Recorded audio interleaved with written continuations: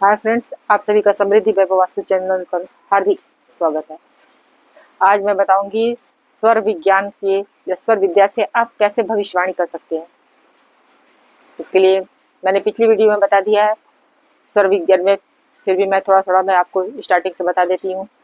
स्वर क्या है? स्वर यानी कि इड़ा, पिंगला, सुषुम्ना, 3 स्वर होते हैं। इड़ा यानी कि आपका चंद्र स्वर चल रहा है, यानी बाएं तरफ की नॉस्ट्रिल चल रही है, बाएं तरफ का सांस चल रहा है, उसे चंद्र स्वर बोलेंगे।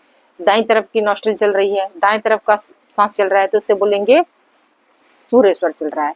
यदि दोनों नॉस्ट्रिल मतलब दोनों नाक से सांस बराबर इंटेंसिटी में निकल रही तो उसे क्या बोलेंगे आप? सुषुम्ना स्वर चल रहा है। ठीक है, सुषुम्ना नाड़ी एक्टिव है। अब भविष्यवाणी करने के लिए आपको सबसे पहले तो पात्रता होनी चाहिए कि आपका नाड़ी शोधन होना चाहिए। नाड़ी शोधन करने के लिए आपको अच्छा खान पान होना चाहिए। आपका खान पान जैसे कि आप तला भुना ना खाते हो। दूसरा क्या हुआ, जैसे आप मांसाहारी चीजें ना खाते हो, नॉन वेज, ठीक है, नॉन वेज ना खाते हो। अगर भविष्य वक्ता बनना है तो इन सब चीजों का आपको ध्यान रखना होगा। इसके अलावा आपको और भी क्या ध्यान रखना है, यदि आप किसी भी काम को, अगर आप किसी भी काम को करने के लिए जाते हैं, निकलते हैं घर से, तो आपको किस तरीके से निकलना है। आप किसी भी काम को, अगर मान लीजिए घर से आप बाहर किसी काम को करने के लिए निकलते हैं तो आपको भरे स्वर में निकलना है। भरे स्वर का मतलब क्या होता है? जो आपकी सांसें चल रही हैं वो सांस एक्टिव है, उसे भरा स्वर बोलते हैं। जिस तरह जैसे दोनों तरफ का नाक है, एक तरफ से सांस जा रही है, दूसरी तरफ से कम जा रही है, तो जो सांस कम जा रही है उसे बोलेंगे इनएक्टिव, मतलब डी एक्टिव। वो उसको निर्गुण बोलेंगे, सगुण नहीं बोलेंगे। जिधर से सांस चल रही है उसे सगुण बोलेंगे, जिधर से सांस कम चल रही है उसे निर्गुण बोलेंगे। तो जो एक्टिव स्वर है यानी सगुण है, सगुण स्वर का पैर पहले आपको निकालना है। यदि मान लीजिए आप किसी कार्य के लिए आप बाहर जा रहे हैं तो आप क्या करेंगे, मान लीजिए आपका बायां स्वर चल रहा है, बाएं तरफ की सांस चल रही है, तो आपको क्या करना है, सांस को पहले अंदर खींच लीजिए, सांस को भर लीजिए अपने अंदर, भरे स्वर में निकलना है आपको, मतलब सांस को अंदर भर लीजिए। सांस को भर लिए, अब सांस को होल्ड कर लीजिए, मतलब रोक लीजिए इसको, सांस को खींच लिए, रोक लिए। अब कौन सा स्वर चल रहा था आपका? बायां स्वर। बाएं पैर को ही आपको घर के बाहर निकालना है। जब बाएं पैर निकालिए उसके बाद दाहिना पैर निकालिए, जब दोनों पैर को बाहर रखते हुए तब सांस को आप क्या करेंगे, छोड़ेंगे। फिर किसी काम के लिए आप प्रस्थान करते हैं तो आपका काम 100% होगा। ठीक है, इसी तरह यदि सूर्य स्वर आपका चल रहा है तो क्या करेंगे, वही काम करना है। सूर्य स्वर में आप सांस को खींच लीजिए, सांस को होल्ड कर लीजिए, उस समय दाहिना पैर बाहर निकालना है। और समझ लीजिए अगर दोनों ही सांस चल रही है तो क्या करना है, तो आप कुछ क्षण के लिए रुक जाइए, मत निकलिए, क्योंकि आपका काम नहीं होगा, कोई ना कोई परेशानी जरूर आएगी। ठीक है, उस समय थोड़ी बहुत कम समय के लिए चलती है, लेकिन आपको ध्यान रखना, केयरफुल रहिए, कितना भी अर्जेंट काम हो मत निकलिएगा जब से सुनना था चले। अब अगर किसी काम में, जैसे कि आप किसी व्यापार के लिए जा रहे हैं, स्कूल में एग्जाम देने के लिए जा रहे हैं, व्यापार में के लिए जा रहे हैं, तो अगर आप भरे स्वर में पैर को निकालिए। भरे स्वर तो मैंने आपको बता दिया, जो सांस चल रही है सांस को होल्ड करिए, वही पैर को बाहर निकालिए। फिर आप दुकान में जाइए, अगर आपकी जो सांस चल रही है उसी हाथ से आप दुकान की चाबी को, ताले को खोलिए, उसी हाथ से अपने कुंडी को खोलिए। दरवाजे घर में, सॉरी दुकान में भी प्रवेश उसी सांस को खींचिए, होल्ड करिए। फिर जैसे बाय द वे आपका बायां स्वर चल रहा है तो बाएं पैर को ही अंदर डालिए, फिर सांस को छोड़िए। आप फिर अपने गद्दी पे अगर बैठिए तो बाईं तरफ ही मुड़कर आप गद्दी पर भी बैठिए, तो दुकान में आपको सफलता मिलेगी, व्यापार में आपके उन्नति होगी। अगर आप इस तरह एग्जाम देने के लिए जा रहे हैं तो भरे स्वर में आप पैर को बाहर निकालिए, जो सांस आपकी चल रही है उसे पैर को बाहर निकालिए। फिर क्लास में प्रवेश भी उसी स्वर में करिए, जो स्वर भरा स्वर है, जो सांसें चल रही है सांस को होल्ड करिए, उसी पैर को आगे बढ़ाइए, फिर क्लास में बैठिए और जो सांस चल रही है उसी को होल्ड करके, सर से अगर कॉपी लेते हैं तो कॉपी लीजिए, पेपर लीजिए। उसके बाद जब क्वेश्चन लिखना शुरू करते हैं, क्वेश्चन का आंसर लिखना, तो सांस को होल्ड करिए, जो हाथ चल रहा है, बाय द वे आप दाहिने से लिखते होंगे, अगर बायां स्वर चल रहा है तो क्या करेंगे, होल्ड करिए, पहला जो भी वर्ड है वो आप उसको खींच के कुछ भी लिख दीजिए, उस पर स्टार्ट हो गया। फिर आप इससे लिखना शुरू करिए, दाहिने हाथ से लिखना शुरू करिए। तो ये आपका क्या हो जाएगा, एक्टिव स्वर में आपने काम किया, तो आपको 100% सफलता मिलेगी। अब आपको भविष्य वक्ता बनना है तो उसके लिए आपको क्या करना है, सगुण निर्गुण भी समझ गया है। सगुण क्या होता है? सगुण मतलब भरा स्वर, निर्गुण मतलब जिस सांस निकाल दिए बाहर तो उसे निर्गुण मतलब खाली स्वर। अगर आप, अब ये भविष्य वक्ता बनने के लिए पहले तो पात्रता आपको मैंने बता दी क्या क्या होनी चाहिए।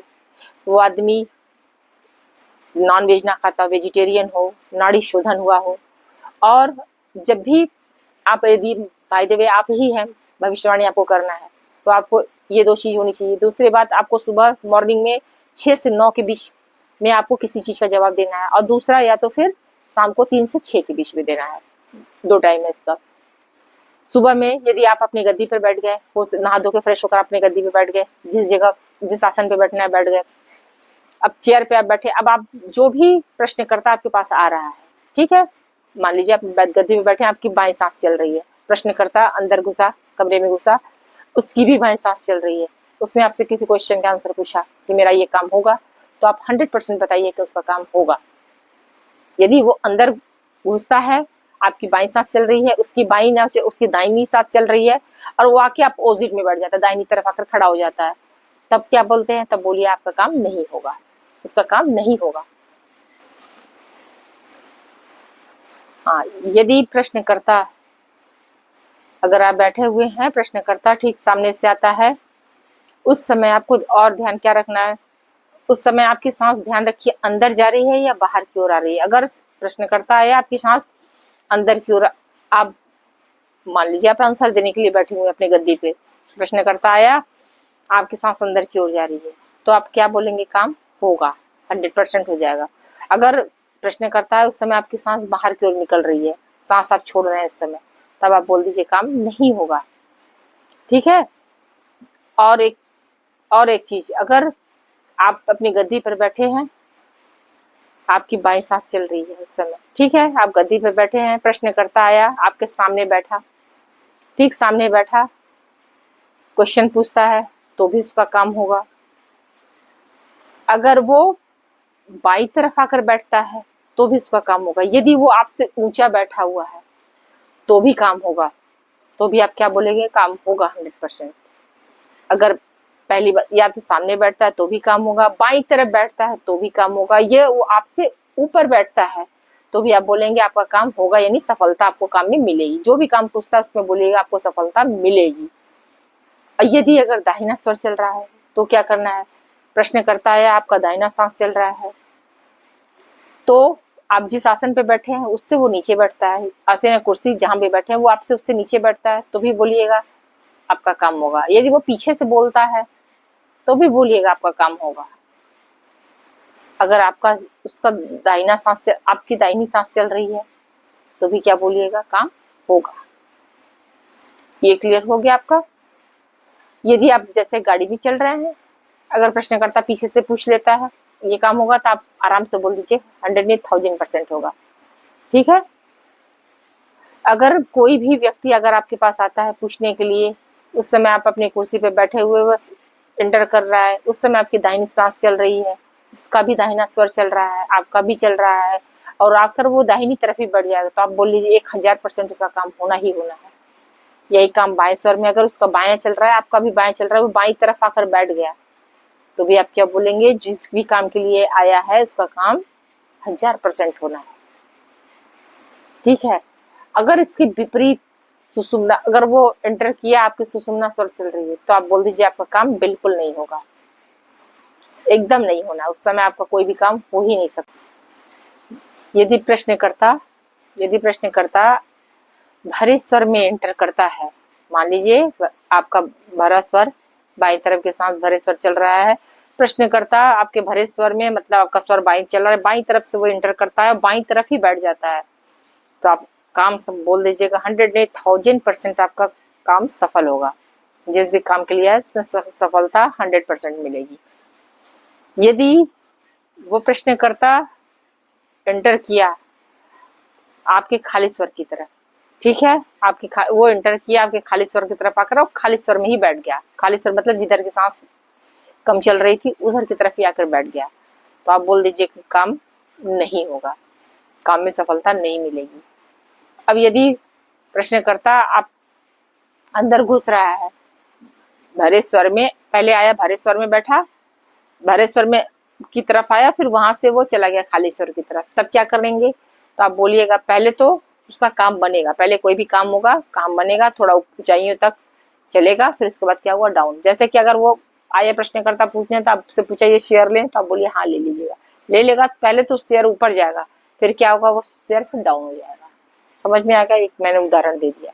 इस तरह किसी भी काम के लिए अगर आएगा तो पहले तो काम होगा, फिर धीमे धीमे धीमे धीमे वो नीचे डाउन होता चला जाएगा। ठीक है। अगर प्रश्नकर्ता यदि व्यक्ति खाली से आकर खाली से आकर भरे में बैठ जाता है तो क्या करना है? तो आप क्या बोलेंगे, पहले तो उसका काम नहीं होगा, थोड़ा विघ्न आएगा, थोड़ी परेशानी होगी, लेकिन फिर उसका काम बनना शुरू हो जाएगा। ठीक है। इस तरह से आप भविष्यवाणी आप कर सकते हैं। ठीक है। अभी स्वर में आपको, ये स्वर का भविष्यवाणी करते समय और भी एक चीज का ध्यान आपको रखना होगा, इसमें स्वर में आपको तत्व का भी ज्ञान होना चाहिए। तत्व मैंने पिछली वीडियो में बताया है। अगर ये भविष्यवाणी करते हैं तो उसमें तत्व को भी साथ में ले लेंगे तो आपका जो प्रेडिक्शन है 100 नहीं 1000% एकदम करेक्ट होगा। ये तो मैंने आपको बता दिया। अब इसके एडवांस में मैं एक वीडियो और बनाऊंगी जिसमें आपको बताऊंगी कि तत्व का परीक्षण कैसे करते हैं, तत्व के साथ इसको मिला, तत्व को, डे को, टाइम को, स्वर को, सगुण को, सबको मिला के एक साथ तब भविष्यवाणी करेंगे तो 1000 नहीं करोड़ % आपको सफलता मिलना ही मिलना है, उसे कोई रोक नहीं सकता है। ठीक है। अब इसके आगे की भविष्यवाणी मैं बाद में बताऊंगी, एक साथ बताऊंगी तो आप कंफ्यूज हो जाएंगे, वीडियो बहुत लंबा हो जाएगा। इसके आगे के पार्ट में आगे की भविष्यवाणियां बताऊंगी। इसमें निमित्त ज्ञान को भी देखा जाता है।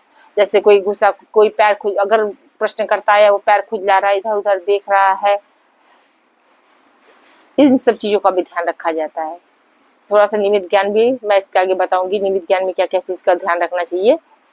तो इसके अकॉर्डिंग उस प्रश्नकर्ता को आप देखेंगे कि इसके बॉडी का क्या क्या फंक्शन हो रहा है और साथ में आप स्वर को मिला के बताएंगे। 100 नहीं 1000% आप सही भविष्यवाणी कर पाएंगे। ठीक है। आई होप आप सभी को समझ में आया होगा। अगर वीडियो अच्छा लगा तो कृपया लाइक और सब्सक्राइब अवश्य करिए। धन्यवाद। स्वस्थ रहें, खुश रहें। नमस्कार।